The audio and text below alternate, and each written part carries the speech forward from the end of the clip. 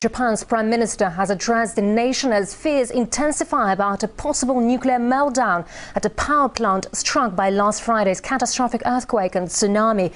The company running the Fukushima nuclear power plant has admitted meltdown is a possibility following 2 fresh explosions at the complex. And there are also fears of radioactive leakage, with reports of damage to the structure protecting the reactor.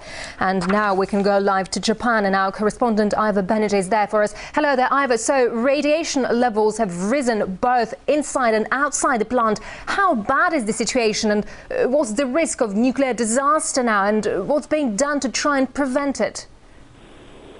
The situation now is very critical indeed. There's a very realistic threat of a nuclear meltdown now. That's according to the Prime Minister, Naoto Kan. He's just come out and addressed the nation, warning people to stay indoors if they haven't been evacuated already. This follows 2 explosions this morning. The last one, previously intact reactors.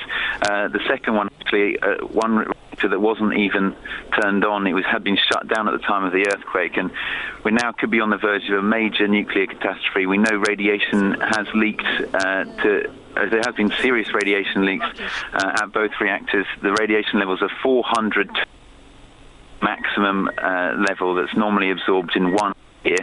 Previously, after the first explosion this morning, those levels were 8 times. So just in the last few moments, they've shot up. And it is a very critical situation indeed. And this is the first time, actually, that the Tokyo Electric Power Company and the Prime Minister have come out to say that we could be on the verge of a catastrophe here. And there is a major, very realistic possibility of meltdown. So this is very significant indeed. And the situation is critical. Right, but what's the mood where you are at the moment? How worried are people there? Well, this news of the second explosion hasn't filtered through really on the streets, but a number of journalist crews with and speaking to, they just want to head out. They're heading for the exit straight away. People don't want to stick around, and on the streets, people are lining up outside. What few food stores are still selling produce, they still have anything left. Most have empty shelves. They want to stock up in case they have to go to ground to spend time indoors because their fear of food shortages. People just want to get out of the atmosphere, or just head for the exits. And people are heading to Tokyo as well to try and fly out of the country. They fear that this could be a really major disaster that is pending here. Right. Aside from the risk of nuclear disaster, how's the rescue and recovery effort proceeding following Friday's earthquake and tsunami there? Well, they've got a major task on their hands. First the earthquake, then the tsunami, and now a potential nuclear meltdown. And what a task it is.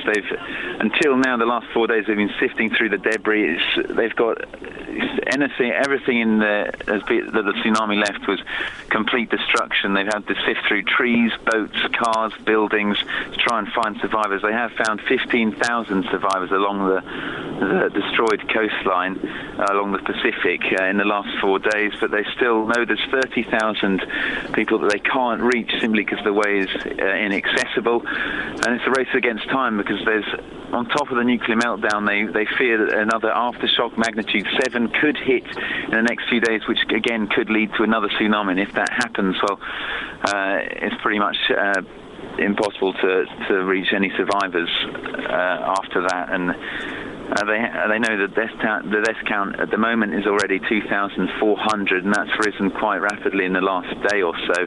It's already been 4 days for the people who are still missing, 10,000 in one town, Minamisanriku, and it's not looking likely, if the search goes on still, that these people could survive even. In terms of those who have been left homeless that have survived this catastrophe, 500,000 still spent their 4th night now without any shelter, heating or electricity. So the situation is very grave indeed for them. And food shortages are being helped by a number of food companies and all across the country, in fact, shipping in food aid to these stricken areas. And in the shelters, they're being provided with handouts. They're trying to make it 3 times a day, trying to give them what they can as produce flies in from across the country. But it looks like the situation now has just got a whole lot more serious because of these latest 2 explosions, and it looks like we might not be hanging around much longer, actually, because with these radiation levels rising, the situation is very critical indeed.